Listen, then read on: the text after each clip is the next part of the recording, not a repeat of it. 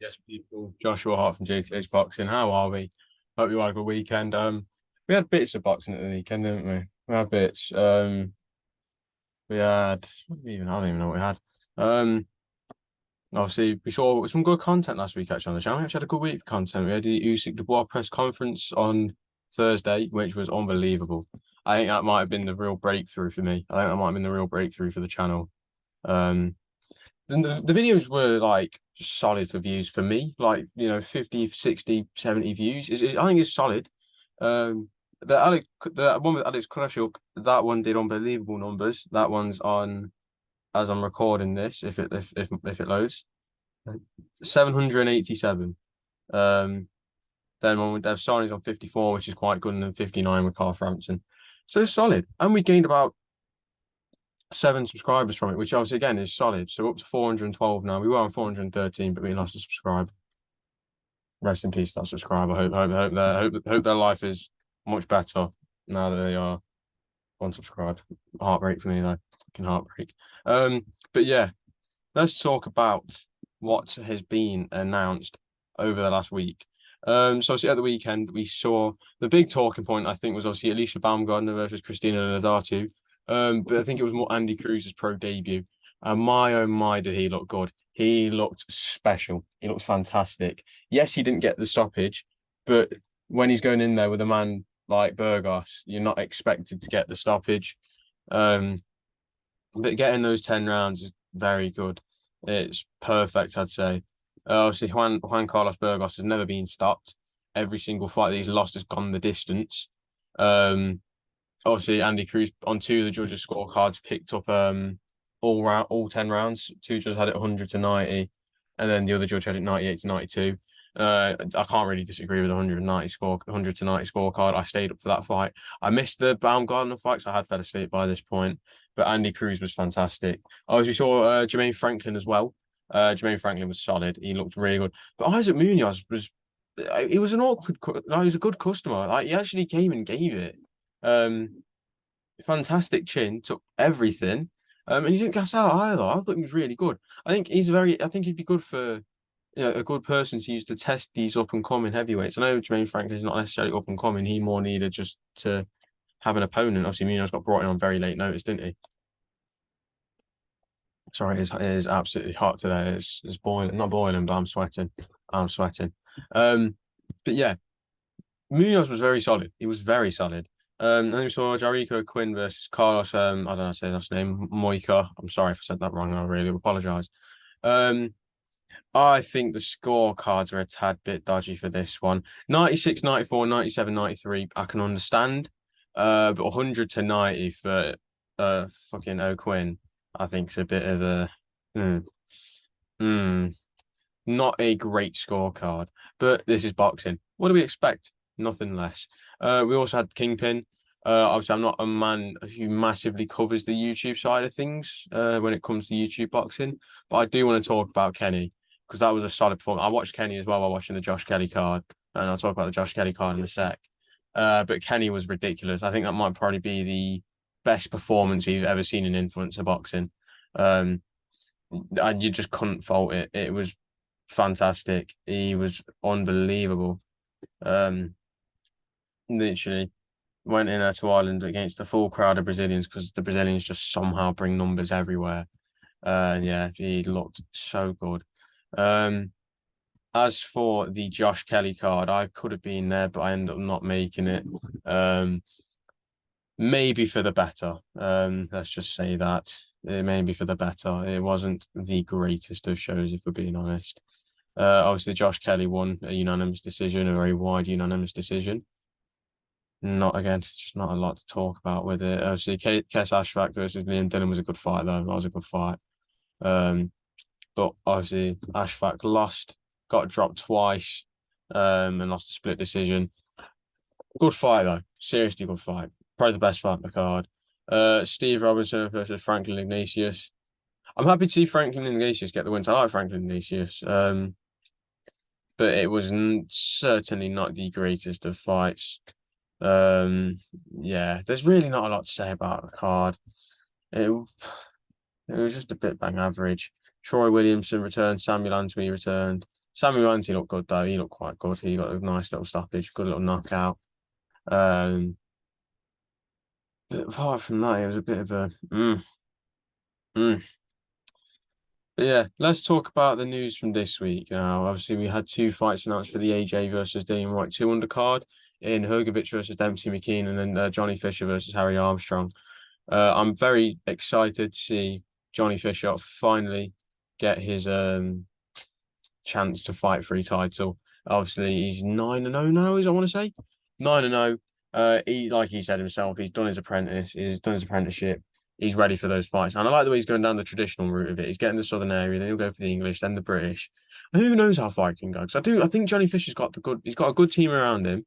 Um, Obviously, he's a family man, so I doubt he'll get distracted and fall off path. He's just a family man. I think he could go all the way. I do think Johnny Fisher could really go all the way. Um, he was really looked good in his last fight against Southpaw. Was it Southpaw in his last one? Either way, he looked good in his last fight because I remember what. Yeah, it was a Southpaw. Um, yeah, it was good. It was good. And I'm excited to see this one. I think he's in for a very good fight this time around. Harry Armstrong's no joke. He's big. He's got very fast hands, and I think it could be a really, really good test for him. As for Hrgovic versus McKean, I'm a massive fan of this fight, and I think everyone's gonna be a massive fan of this fight. What is there not to like? Hrgovic is obviously the next mandatory in line after Dubois. Obviously, Dubois has been ordered to fight Usyk. So Hrgovic will get his chance next. He will get ordered straight after this fight. Puts holds to a Fury versus Ngannou for a little bit. No, Fury versus Usyk for a bit longer. But I mean, at the end of the day, this is boxing. You've got to deal with your mandatories. You know, they're there for a reason. We gave, well, no, not we. The board gave time for Fury and Usyk to negotiate, and they couldn't come to a deal. So now Usyk's got to deal with his mandatories. Or Dubois. What if Dubois pulls off the upset and beats Usyk? Which I think could be really interesting. I think it would be. I think it would stir the world. It would send the boxing scene, like boxing twirl, would go into a fucking meltdown if it happened. It would be unbelievable. It would be mad if Daniel Dubois pulls off this upset, and I think it could happen. You know, Usyk's been saying he struggles a lot more with his body, like body wise, at heavyweight than cruiserweight because he's having to put on weight, and he's saying he struggles more with that than the cutting down to the cruiser limit, which I think is a bit interesting. I think it's interesting. But hey ho, that's that. Obviously Dubois is a fully fledged heavyweight. You know, he's a big, big bastard. He's huge. I met him on Thursday. I got to go over and say hello to him. He's huge. Very, very big. Obviously, we all knew he was a big man, but when he's in front of you, you're like, big bloke. Big fucking bloke. But back to Hrgovic versus Dempsey McKean. Dempsey McKean's got a very good chance here, man. He's got a really good chance to thingy pull this off and get himself into that world title contention. And it's huge for Australian boxing. Imagine Australia being able to say they've got a heavyweight world champion. That'd be mental. That'd be mental. What else have we got? Fury and Ngannou. I'm not too asked about it. I'm not a fan of it, but I've not got anything against it. And this is boxing, man. And you've got to remember these boxers have got to like provide for families. Obviously, I know Fury's already got a lot of money. But at the end of the day, this is boxing. And when you're in Fury's position, you can kind of just do what you want. Obviously, he wasn't given a mandatory. And I think that's what my problem is, the fact that the WBC gave him permission, yet they didn't order a mandatory. You can look at the WBC top 10 and easily give him a fight. Easily give him a fight. But obviously, I'm guessing, does that mean they don't think Queensbury and don't think Fury sells by himself? Maybe not. I don't know. It's one of those ones, man. Like, he negotiated 3 different fights, but in each fight he was asking for too much. Then when people did agree, like AJ said he agreed to everything. Whether he did or didn't is a different story. But if AJ did agree to that, then I don't see why AJ wouldn't agree to it. At the end of the day, AJ getting that Fury fight would have been a blessing for him. But obviously Fury didn't necessarily ask, or Fury was asking for too much. I think that's what the problem was. Fury was asking for too much. I was negotiating with Usyk. I don't really know how that broke down. Alex Krashuk said that they've got something, they know something that could end Fury's career pretty much. Obviously what that is, we don't know. That's for them to release or keep secret. At the end of the day, it's not for us to know, unless it gets made public. But yeah, I'm excited for it though. Being a bit of a UFC fan, I'm very happy to see Francis Ngannou get his shot, and that's why I've not got a problem with it. Obviously the belt was not on the line, but then my thought process is if Fury loses, it's a professional fight. It's going to go on his record as a professional defeat. And you can't be a champion if you've lost your most recent fight. While the belt's not on the line, it's not like it's a British title when you're going to fight a European contender. It's not that. It's a world title. It's a world champion. It's a world champion. A world champion can defend his belt against anyone. If the WBC approve it or whatever governing body you're with or commission approve, any of them can approve it. And I think if it's going to be a professional fight, the world title has to be on the line. And I think I'm probably going to be one of the only people to say that, but that's just how I see it. I'm going to say how I feel on this channel. I'm not going to sit here and just say what everyone else is saying. I'm saying my own thing. I'm saying my thoughts. And I think if it's a professional fight, you've got to put the world title on the line. I don't really think Fury should be allowed to have a professional fight and not defend his title, because if he loses, he can't hold that belt. He has to vacate that title if he loses. And that's me being like, that's just my thought again. But you can't have a world title fight, have a professional fight that's not for your world title. Obviously, this is if Fury loses. This is in the world where Fury gets absolutely slumped by Ngannou, and Ngannou sends boxing social media and just the boxing world into absolute shock. You just can't he can't then lose that fight and be like, okay, I'm gonna go back and defend my title now when you're coming off a knockout loss. Look at Lee Wood, for example. Lee Wood lost his fight, but lost his world title. He put his world title on the line, but obviously I know it's a completely different thing. So he was defending the guy in his weight class. But Ngannou's in his weight class. Like, I know Ngannou's not had a fight in professional boxing. And people can try and compare this to the McGregor thing, but it's not like McGregor Mayweather. Mayweather came out of retirement for this fight. Fury's in his peak year. I don't know about his peak years, but he's at the top of his game. He holds the world title. He is a world champion. A world champion should defend his belt until he loses his belt. He should not be having any fights in between where he's not defending that title. So I think he should defend his title. I know it wouldn't make any sense if Ngannou was then to win and become the WBC heavyweight champion of the world, but this is boxing. Like I said, this is boxing. Boxing, the maddest things happen in boxing. So why not just add to that madness? And I don't think it's a bad thing if they put the world title on the line. Because like I said, it's a world champion. Fury should defend that title. Obviously there's plenty of other things Fury could have done. And obviously they all spoke about how there's anything again that's pissed people off a little bit is obviously Frank Warren saying all these guys are going to go out to Saudi and fight, and then Fury's going to fight at home at Wembley against this man, and then the only one who's got a fight scheduled for Saudi is Fury. Again, obviously, I know going to Saudi wasn't Fury's first choice. I'm not saying this is just them lying and conning the public. It's not. They tried to make fights.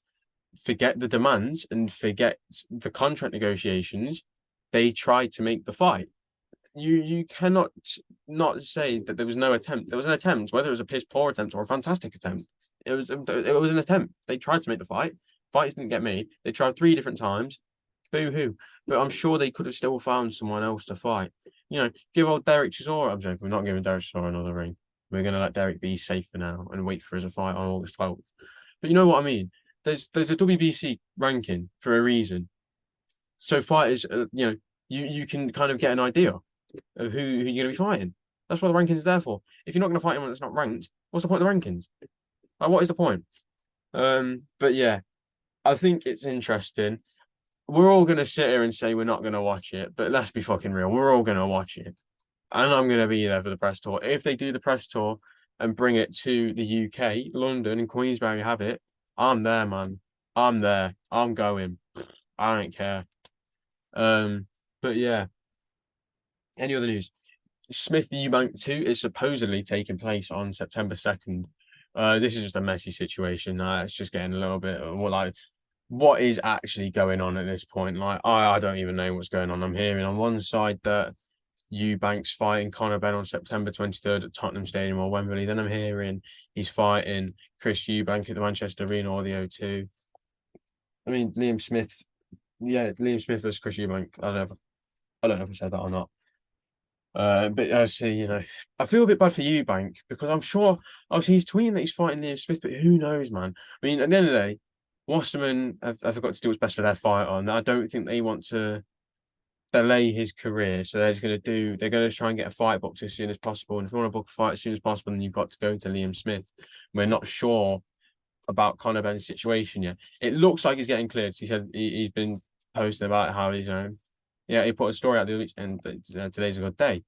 I'm sure we're going to know sometime this week, I hope, or maybe next week. Obviously, we're not sure.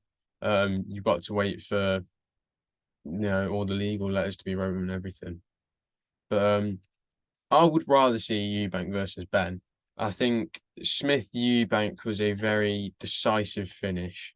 And there wasn't a lot about it. Eubank was fucked, he was hurt, he was out.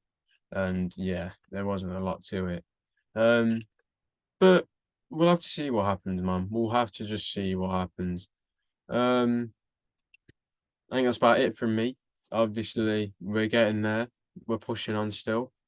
Big summer coming. There's no shows this week.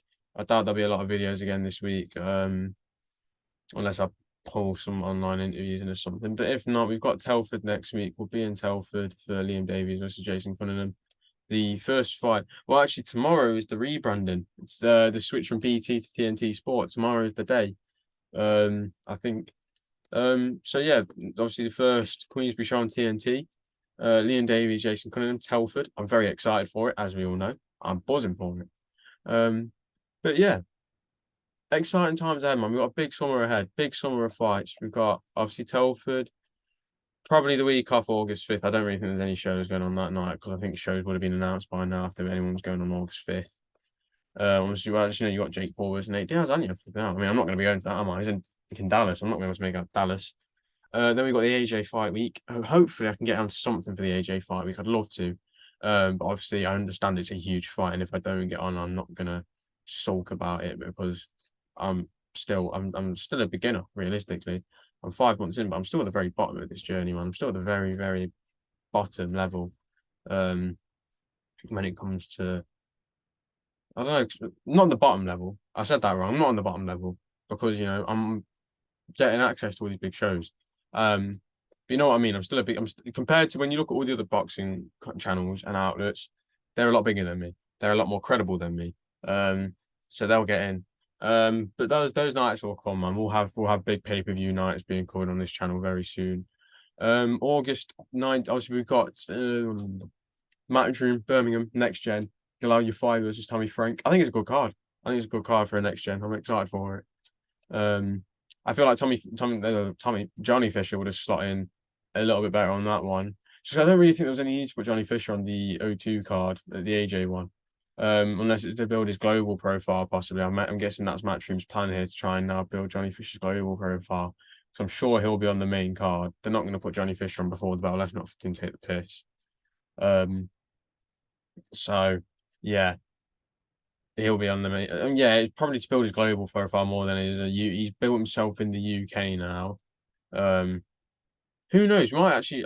This is just me taking a complete just a complete shot here. Like I could be completely wrong, but you never know. Johnny Fisher could end up fighting in the States soon to build his global profile. I think he could end up being a global star. Obviously he's already a massive name in the UK. Hate it or love it, he's a big name in the UK. You say Johnny Fisher and people know who he is. People who don't know boxing know who Johnny Fisher is and Big John is. So maybe this one's to build a global profile. And if so, fair play. If you're going to push one for titles, you've got to push his global profile. Especially for a title fight for Johnny Fisher as well. Any title fight for Johnny Fisher is going to be big, especially when it's a bit more of a major title. So in the Southern area is major because it's a belt that he's wanted to win. He's not like sat here and said he wants to go from here to here. He said he wants to build his way up and do it the traditional way and win all the belts along the way. So, this is a big fight for him. It's not this is just a stepping stone. This is a big fight for him. So that's probably why they're giving him the platform on the bigger card, and fair play to that. I just thought it would have been nice to see him in Birmingham. But then again, Birmingham, next gen in Birmingham, they've got obviously fighters around the West Midlands on that show. So, it will sell tickets. It'll do good numbers. Possibly doing Dennis McCann versus Ian Baluta. I don't know if I will. I don't know. It's my mum's birthday, so I might not be able to make it. And then August 26th, obviously Usyk the Bois. Now, as much as I'd love to go to Poland, and as much as I could afford to go to Poland, because it's not actually that expensive, I don't think I'll be going. I'm only 17. My mum and dad do not really want me going out to Poland by myself. I'm sorry. And then yeah, waiting for Matchroom to announce their schedule for the second half of the year. I can't wait for them to announce it because I think there's going to be some seriously good fights on it. Wood Warrington, Taylor versus Cameron 2 in Dublin. I'm going to try my hardest to get out to Dublin, though. I swear down, I'm trying my hardest to get to Dublin, whether it's as a fan or press, I don't care. I want to go to Taylor versus Cameron so badly. I just want to be there and experience that crowd, man. Like, that crowd on the first fight was serious, man. It was a seriously good crowd. I'd love to be there, man. What was the big fights are there? Joe Cordine is going to be on there September 30th. I think he's fighting. It's just exciting times, man. Heading into the second half of the year is going to be a very, very big time for this channel, I think. We're going to get as much content as possible. I'm going to try and do as many fight weeks as possible, whether it's London, Manchester, anywhere. I'm going to do my best to get about to do some sort, like try and get to some sort of event every week. Maybe not every week, but like as often as I can. I'm really going to push on now for this second half of the year. I want to grow this channel as much as I can before I turn 18. Because then when I turn 18, the game changes massively for me, like just more, not financially, because obviously I'll still make a little bit more money at work. But also I'd start booking hotels for myself, this, that, the other, which make it a lot easier to travel to things, man. It make it so much easier to like do fight nights. It's fight nights where I struggle, so I can't get a hotel for myself. But once I can get hotels, that's why I want to really push this channel, because then I can do all these big nights, do all the big shows. I'll be there, man. I'll be there. But yeah, anyway, that's all from me now. Hope you enjoyed. If you do, like, subscribe, comment, share this with anyone you know, even if they don't like you. Just share it to them. Say you just did it as a big bulk message. Come on, man, support the kid. But yeah, if you don't want to share it again, that's completely fine. Like, listen, I don't blame you. I'm just this guy. I'm here. I'm sat in my room talking to a camera. But yeah, if you enjoyed, blah blah blah. Adios, people, and I'll catch you. Possibly, I'll probably talk again this week. If not, then apologies. I'll see you next week. Actually, no, I'll be back. I'll be back this week because I'm going to do a video talking about Maxi Hughes versus George Kambosos. I'm very excited for that. I forgot to mention that. But I'll save that for another video. Adios, people.